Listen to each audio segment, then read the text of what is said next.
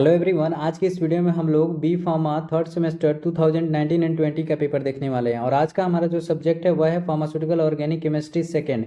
तो आज के इस वीडियो में हम लोग तीनों सेक्शन को अच्छे से कंप्लीट करेंगे और आज का जो भी लेक्चर है उसका पीडीएफ आपको डिस्क्रिप्शन बॉक्स में मिल जाएगा। और जो पीडीएफ का पासवर्ड है वो आपको यहाँ पे देखने को मिलेगा। तो आपको 6 डिजिट पासवर्ड इस वीडियो में मिलेगा। आपको डिफरेंट डिफरेंट स्टेप पे आपको 6 डिजिट पासवर्ड मिलेगा, उसे कलेक्ट करना है और उसको आप एक साथ यूज कर सकती हैं इस पीडीएफ को ओपन करने के लिए। ठीक है, तो यहाँ पे चलिए बढ़ते हैं हम लोग सेक्शन ए की तरफ। और सेक्शन ए में जो पहला क्वेश्चन पूछा गया हुआ है give structure and use of DDT. ये भी काफी इंपॉर्टेंट क्वेश्चन पूछा गया है। तो यहाँ पे आपको बार बार क्वेश्चन पूछा जाता है, तो आपको इसका तैयारी जरूर करना है। तो यहाँ पे डीडीटी का स्ट्रक्चर और यूज आपको बताना है, जो कि यहाँ पे आपको देखने को मिल जाएगा।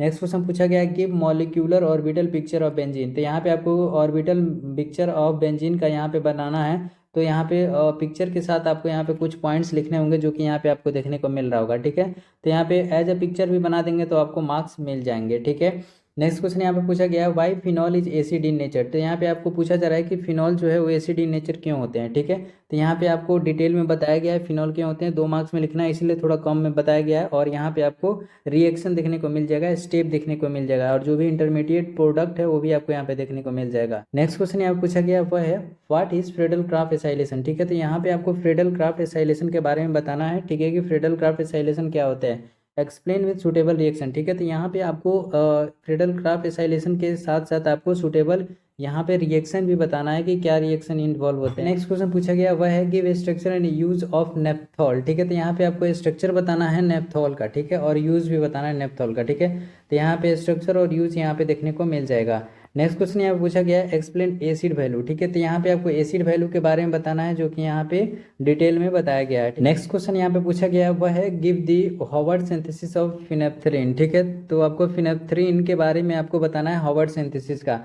तो यहाँ पे आपको फिनेप्थ्रीन का हॉवर्ड सिंथेसिस देखने को मिल जाएगा। ठीक है, तो जो भी रिएक्शन है उसे आपको लिखना है। ठीक है, आप थ्योरी भी लिख सकते हैं, लेकिन यहाँ पे 2 नंबर में पूछा गया तो आप स्ट्रक्चर डेफिनेटली लिखे। ठीक है, थ्योरी नहीं लिखेंगे तो भी मार्क्स मिल जाएगा यहाँ पे। ठीक है, नेक्स्ट क्वेश्चन है यहाँ पे give stability order of cycloalkane. ठीक है, तो यहाँ पे आपको स्टेबिलिटी ऑर्डर बताना है साइक्लोएल्केन का। आपको एग्जाम हॉल में कोशिश करें कि स्ट्रक्चर के साथ आप यहाँ पे स्ट्रक्चर के साथ स्टेबिलिटी बताएं। इससे आपको क्या होगा कि अच्छे मार्क्स मिलेंगे। ठीक है, टीचर कोई भी मार्क्स आपको नहीं कट करेगा। ठीक है, नेक्स्ट क्वेश्चन यहाँ पे पूछा गया वह है ड्रो एनी 4 एरोमेटिक स्ट्रक्चर। ठीक है, तो यहाँ पे आपको एरोमेटिक स्ट्रक्चर बताना है, कोई सा भी 4 होना चाहिए। ठीक है, तो यहाँ पे आपको देखने को मिल जाएगा। नेक्स्ट क्वेश्चन यहाँ पे पूछा गया हुआ है give structure and use of diphenyl methane. ठीक है, तो यहाँ पे आपको स्ट्रक्चर और यूज बताना है डाइफिनाइल मीथेन का। ठीक है, तो यहाँ पे आपको यूज और यहाँ पे स्ट्रक्चर देखने को मिल जाएगा। ठीक है, तो चलिए बढ़ते हैं अब सेक्शन बी की तरफ, क्योंकि हम लोग का सेक्शन ए है वो कंप्लीट हो चुका है। और सेक्शन बी में जो पहला क्वेश्चन पूछा गया वह है give structure preparation and properties of phenol. ठीक है, तो यहाँ पे आपको स्ट्रक्चर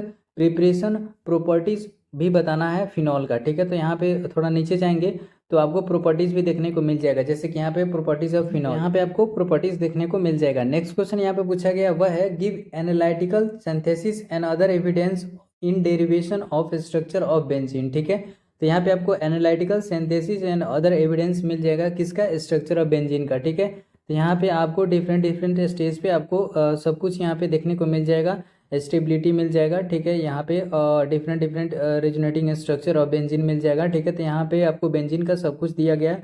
आप इस क्वेश्चन को कर लेंगे तो काफ़ी सारे क्वेश्चन इससे हेल्प में हो जाएगी करने के लिए। ठीक है, नेक्स्ट क्वेश्चन यहाँ पूछा गया है right on notes on theory of stainless ring. ठीक है, तो यहाँ पे आपको थ्योरी बताना है स्टेनलेस रिंग का, और ये काफ़ी इंपॉर्टेंट क्वेश्चन है, कई बार पूछा जाता है, तो आपको यहाँ पे स्टार मार्क्स है। आपको स्टेनलेस थ्योरी का जो भी यहाँ पे थ्योरी है उसे काफ़ी डिटेल में बताया गया है। तो इस तरह से हमारा जो सेक्शन बी है वो भी कंप्लीट होता है। अब चलिए हम लोग चलते हैं सेक्शन सी पे। और सेक्शन सी में जो पहला क्वेश्चन पूछा गया है वह है give Huckel's theory with suitable example. ठीक है, तो यहाँ पे सबसे पहले तो हकल थ्योरी के बारे में बताना है। ठीक है, उसके बाद से आपको सूटेबल एग्जाम्पल देके यहाँ पे बताना है। ठीक है, तो कंडीशन आपको हकल थ्योरी यहाँ पे देखने को मिल जाएगा कि क्या क्या कंडीशन होते हैं हकल थ्योरी के लिए। यहाँ पे काफ़ी सारे डिटेल में दिया गया है सॉल्यूशन, तो आप इसे देख सकते हैं। नेक्स्ट क्वेश्चन है यहाँ पे give effect of substitution on orientation of mono substitution benzene compound. ठीक है, towards the electrophilic substitution reaction. ठीक है, तो यहाँ पे effect of substitution on orientation आपको मिल जाएगा। ठीक है, इलेक्ट्रोफिलिक सब्स्टिट्यूशन रिएक्शन का। ठीक है, तो ये भी काफ़ी इंपॉर्टेंट क्वेश्चन है कि कई बार ये क्वेश्चन पूछा गया है। ठीक है,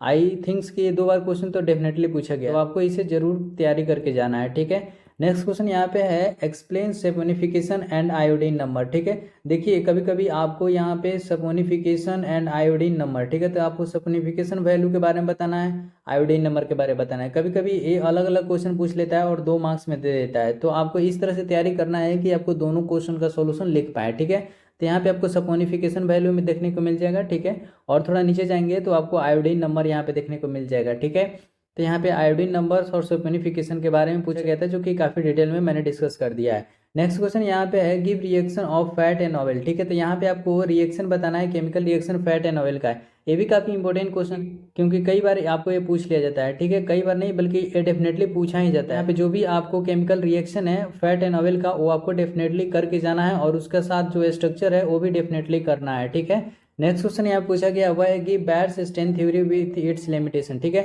ये भी काफ़ी इंपॉर्टेंट क्वेश्चन है, क्योंकि ये भी काफ़ी बार पूछ लिया जाता है। ठीक है, तो बैट्स स्ट्रेंथ थ्योरी के बारे में बताना है। ठीक है, और उसका लिमिटेशन भी आपको यहाँ पे देखने को मिल जाएगा। ठीक है, तो उसका लिमिटेशन भी बताना है। नेक्स्ट क्वेश्चन यहाँ पे है give structure preparation and properties of naphthalene. ठीक है, तो यहाँ पे आपको स्ट्रक्चर, यहाँ पे आपको प्रिपरेशन, ठीक है, तो यहाँ पे आपको प्रॉपर्टीज ऑफ नेप्थलीन देखने को मिल जाएगा। ठीक है, तो यहाँ पे काफ़ी डिटेल में डिस्कस किया गया है इस क्वेश्चन को। ठीक है, तो आपको डेफिनेटली इसी तरह आपको करना है। स्ट्रक्चर तो डेफिनेटली आपके क्वेश्चन में होना चाहिए, यानी आंसर में होना चाहिए। ठीक है, आई होप कि आपको ये वीडियो अच्छी लगी होगी। मिलते हैं नेक्स्ट वीडियो में, तब तक के लिए बाय, टेक केयर, जय हिंद।